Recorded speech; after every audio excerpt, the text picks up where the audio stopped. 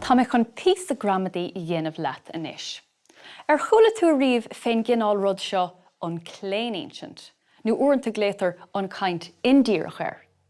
Cúla4 fé sin riamh, cha me chun é a plé leat inis. Fan go bhfeic míad cúpla sampla.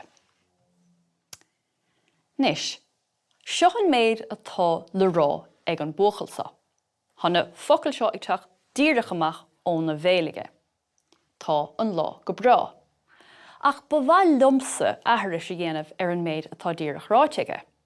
Agus tá athrú le dhéanamh an abairt sin. Deir sé go bhfuil an lá go brá. Cad a thugann tú féin aire? Anna bha, athraíonn an mbriathar. Tá an athrú tá agus sa claoininsint úsátar go bhfuil. Deir sé go bhfuil an lá go brá. Déanamh mé sampla a bhain eile.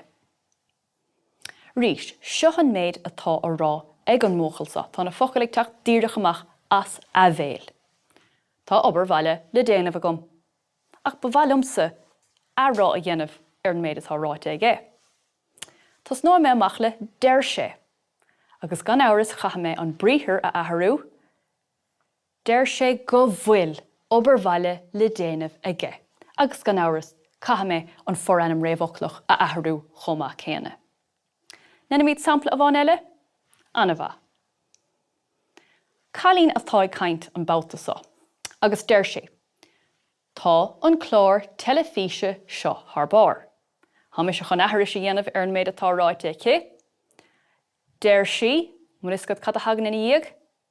Anna bha fad tá sé agat. Deir sí go bhfuil an chlár telefíse seo tharbár. Go díl fad. Nis, céad ceann eile. Níl an leabhar seo simúl. Cad a thugann tú fé deire an son?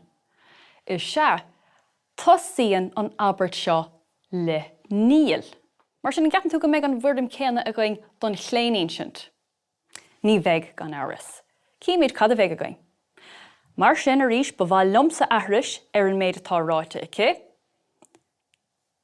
Deir sí nach bhfuil an leabhar seo simúl. Bhecinn tú athraíonn níl go nach bhfuil. Haimid ag caint san aimsir láthreach gan áras. É sin a rís. Athraíonn níl go nach bhfuil, athraíonn tá go bhfuil sa claoininsint. Anna bha. Déanamh mé sampla a bhain eile. Seo an méid atá á ráce. Níl éon feann luaí a gom. Ba bhfuil liomsa athras a dhéanamh an méid atá ráite? Bhfuil is go cad é? Deir sí nach bhfuil éon feann luaí aici. Agus a rís chaithe mé an forannam réamhochlach a athrú. Deir sí nach bhfuil éon feann luaí aici. Anna bha. Tá an bócail ag Caint a ríist. Níl éon sim a gom sa cheol sin. Hanna focail sin ag teacht ón na bhéal. Ba bhfuil liomsa a rá dhéanamh an méid a deir sé.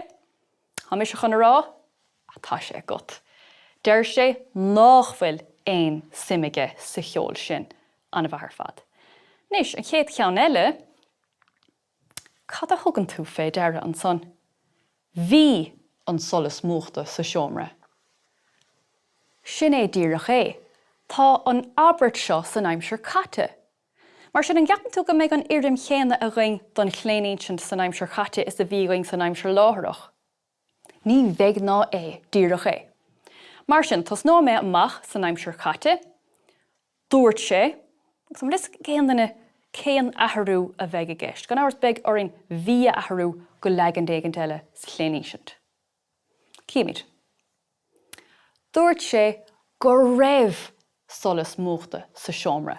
Anna bha ar fad. Athraíonn bhí go raibh. Déanamh mé sampla a bhain eile an sin. Bhí tinnis cín orm. Lis go cad a bheith a going sa claoininsint? Anna bha go dó. Dúirt sí go raibh tinnis cín orthaí. Tá súla gom go bhfuil tuiscint níos fearr agat ar an claoininsint inis.